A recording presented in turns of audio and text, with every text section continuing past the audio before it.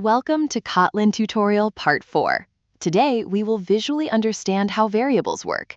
Think of a variable as a labeled box where you can store data, like numbers or text.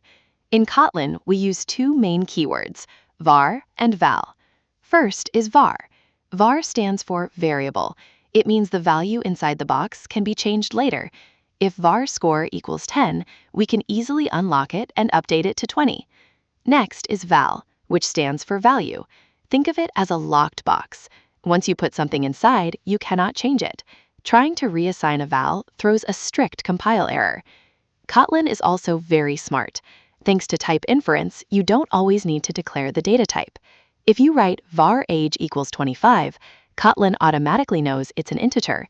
Some common data types you will use are string for text, int for whole numbers, double for decimals, and Boolean for true or false. Great, you now understand variables. Practice making your own boxes using var and val. In the next video, we will dive deep into data types. Please follow for more.